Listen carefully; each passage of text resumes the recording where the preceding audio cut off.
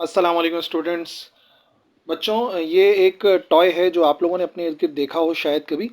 इसको आप जितना भी गिराने की कोशिश कर लें लेकिन ये ऑटोमेटिकली अपनी ओरिजिनल स्टेट में आ जाता है, यानी कि अपने आप को बैलेंस कर लेता है। आप किसी भी एंगल से किसी भी तरफ जितनी फोर्स अप्लाई कर दें, लेकिन ये ऑटोमेटिकली अपनी ओरिजिनल स्टेट को रीगेन कर लेता है। और ये भी शायद आप लोगों ने ट्रिक देखी हो कि एक नेल के ऊपर इतनी सारी नेल्स को किस तरीके से बैलेंस कर दिया जाता है। सो बैलेंसिंग के अंदर एक बड़ा इंपॉर्टेंट पॉइंट है जो कि बहुत कॉमन होता है। ये जो टॉय अभी आप देख रहे हैं, ये इतना बड़ा टॉय है लेकिन ये सिर्फ अपनी चोंच के ऊपर जो है वो बैलेंस कर सकता है।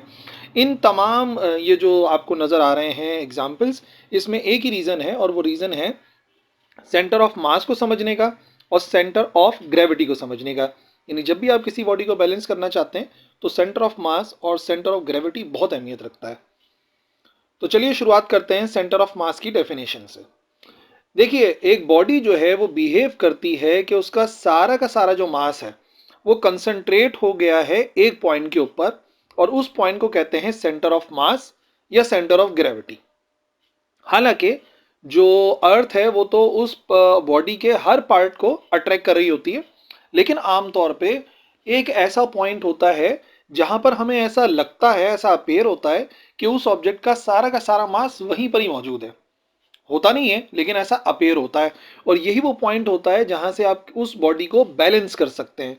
इस पॉइंट को सेंटर ऑफ मास और सेंटर ऑफ ग्रेविटी कहा जाता है, जो कि बेसिकली वो पॉइंट होता है जहां पे उस बॉडी का ज्यादातर मास मौजूद हो। सारा का सारा नहीं होता लेकिन बहुत सारा मास वहां पे मौजूद होता है, तो उसको कहते हैं सेंटर ऑफ मास या centre of gravity. For example एक रॉड है, ठीक है। आप इस रॉड को बैलेंस करना चाहते हैं और आपने यहां से बैलेंस करने की कोशिश करी, तो नतीजे में क्या होगा, ये रॉड इस तरफ जो है वो टिल्ट कर जाएगी। अच्छा, फिर आपने कोशिश करा, नहीं भाई इसको जो है वो इस पॉइंट से बैलेंस करते हैं, तो आप देखेंगे रॉड जो है वो इस तरफ टिल्ट कर जाएगी। इसका मतलब ये हुआ कि एक ही ऐसा पॉइंट है जहां से आप इस रॉड को बैलेंस कर सकते हैं, और वो पॉइंट कहां पर होगा, वो पॉइंट लाई करेगा इसके सेंटर पे, जहां पे रॉड आकर बैलेंस हो जाएगी।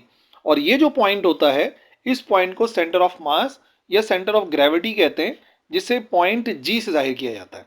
हालांकि देखो, इस रॉड का मास पूरा इधर से लेके इधर तक हर जगह मौजूद है ना, मास तो भाई पार्टिकल तो सारी जगह पर है, लेकिन फिर भी एक ऐसा पॉइंट है जहां से आप उस बॉडी को बैलेंस कर सकते हैं, वो उसका सेंटर ऑफ ग्रेविटी कहलाता है। जैसे मिसाल के तौर पे सेंटर ऑफ ग्रेविटी, बहुत सारे रेगुलर ऑब्जेक्ट्स हैं, उनका सेंटर ऑफ ग्रेविटी मालूम करने का तरीका देख लो। फॉर एग्जांपल एक यूनिफॉर्म रॉड है, ठीक है, एक रॉड है यूनिफॉर्म, तो उसका जो सेंटर ऑफ ग्रेविटी होता है वो उसके मिड पॉइंट में होता है। यूनिफॉर्म रॉड का मतलब हो गया, रॉड जो है ना कहीं से भारी कहीं से हल्की नहीं है, बल्कि सारी का सारा मास जो है वो यूनिफॉर्मली डिस्ट्रीब्यूट हुआ हुआ है, एक जैसी रॉड है। तो उसका सेंटर ऑफ ग्रेविटी उसके सेंटर में ही लाया करता है। हाँ, अगर एक तरफ से भारी हो जाए तो यकीनन सेंटर ऑफ ग्रेविटी उस तरफ शिफ्ट हो जाता है। जैसे कि वो चील वाली जो एग्जांपल मैंने वीडियो के शुरू में दी, उसमें ज़्यादातर मास उसकी चोंच में मौजूद होता है, ठीक है ना। या फिर वो जो पहले वाली एग्जांपल थी रोली पोली टॉय की, वो ये थी कि सारा सारा जो मास है वो नीचे की तरफ मौजूद है।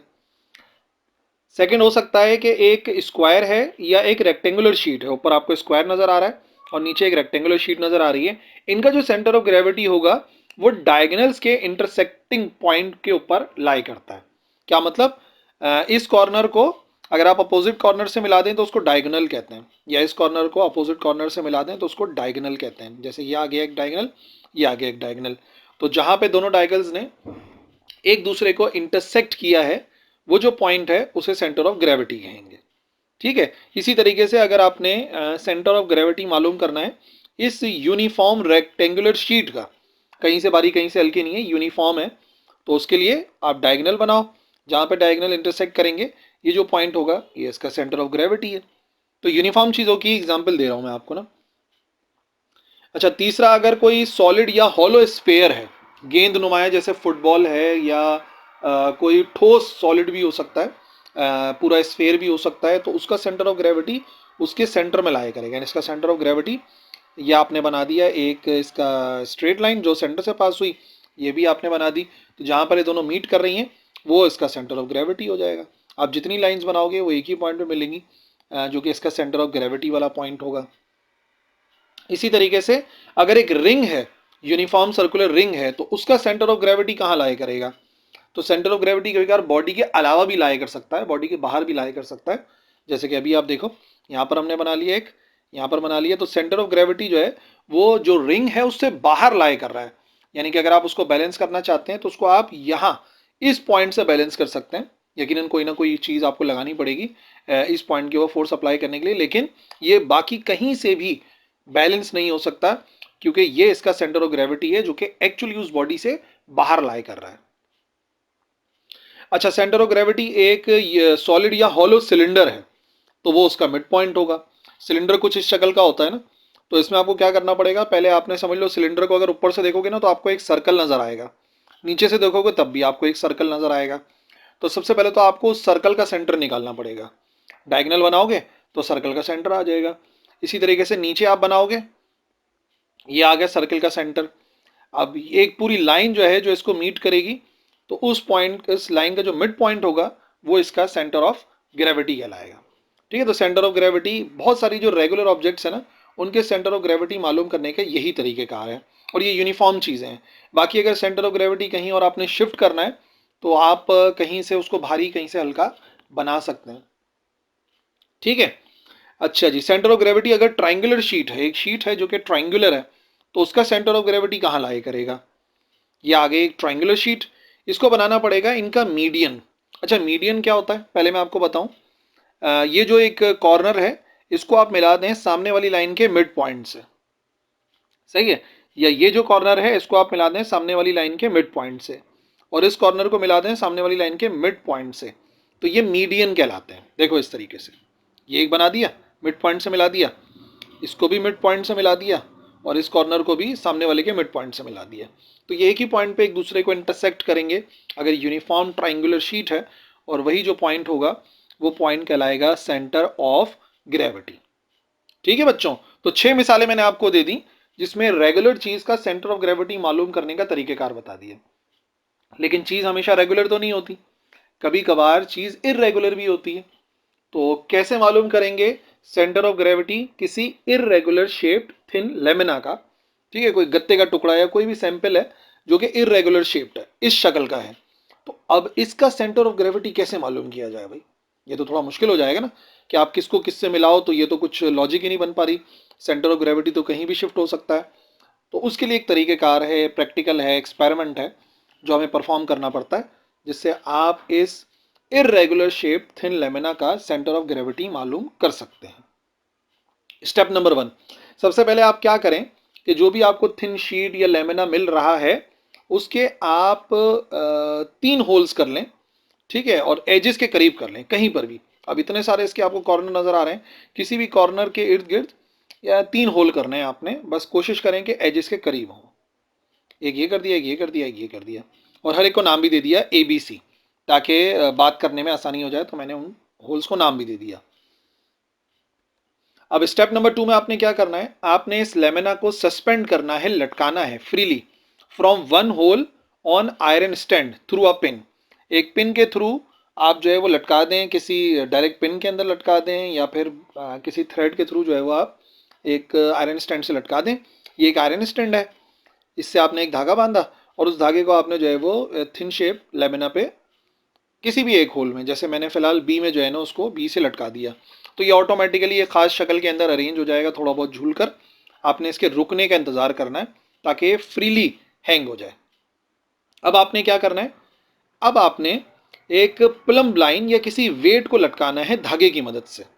ठीक है, इसी पिन से, इसी पिन से एक और चीज़ है, कोई भी भारी चीज़ होती है जिसको आप प्लम लाइन कह सकते हैं, कोई भारी वेट है उसको आपने एक धागे से बांधा और उस धागे को आपने सेम पिन से लटकाना है। जैसे ही आप सेम पिन से लटकाओगे कुछ इस किस्म का लटक जाएगा, यानी कि आपको एक सीधी लाइन मिल जाएगी वेट की वजह से ना। तो अब आप क्या करें, ये जो सीधी लाइन आपको नजर आ रही है, स्टेप नंबर 4 में आप एक सीधी स्ट्रेट लाइन ड्रॉ कर लें, ट्रेस कर लें, इसी प्लम लाइन को ट्रेस कर लें। तो मैं एक लाइन बना लेता हूं, ये आ गई एक लाइन जो कि हमने बना ली उसी प्लम लाइन को ट्रेस करते हुए। ठीक है, ये हो गया हमारा स्टेप नंबर 4। ठीक है, समझ में आ गई, एक लाइन आई है अभी। अब ये जो एक्सपेरिमेंट है इसको हमें रिपीट करना है सेकेंड और थर्ड होल्ड के लिए बारी बारी, यानी ए से लटका के तो चेक, बी से लटका के चेक कर लिया, बाकी दोनों से चेक करना पड़ेगा। फॉर एग्जाम्पल दोबारा हमने धागा लटकाया और इस मरतबा हमने उसको सी से हैंग कर दिया, तो सी से हैंग कर दिया और बी पे लाइन हम ऑलरेडी बना चुके थे। अब क्या करना है, प्लम लाइन को लटकाना है उसी पिन से, प्लम लाइन लटका दी तो फिर आपको एक शेप मिल गई यहाँ पर, जिसको आपने ट्रेस करना है किसी पेन की मदद से या पेंसिल की मदद से, जो भी है। एक स्ट्रेट लाइन आपने प्लम लाइन की सीध में बना ली, तो हमने बी से भी लाइन बना ली और सी से भी एक लाइन ड्रॉ कर ली। ठीक है, अब इसी तरीके से इसको तीसरे होल से लटकाना है और इसी तरीके से एक लाइन ड्रॉ करनी है, और इन दी एंड आपको जो है वो इस किस्म की 3 लाइंस मिलेंगी जो कि एक ही पॉइंट पे एक दूसरे को इंटरसेक्ट कर रही होंगी। और ये जो इन तीनों लाइनों का इंटरसेक्टिंग पॉइंट होता है बच्चों, यही इसका सेंटर ऑफ ग्रेविटी कहलाता है। ठीक है, तो ये जो सेंटर ऑफ ग्रेविटी है, सेंटर ऑफ मास है, रेगुलर शेप का तो बता दिया, डायगोनल्स, मीडियंस के जरिए जो है वो फाइंड कर सकते हैं।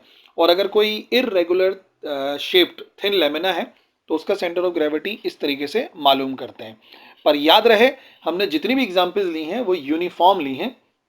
बाकी अगर कोई भी ऑब्जेक्ट किसी एक जगह से हैवियर होता है तो centre of gravity heavier part की तरफ शिफ्ट हो जाता है।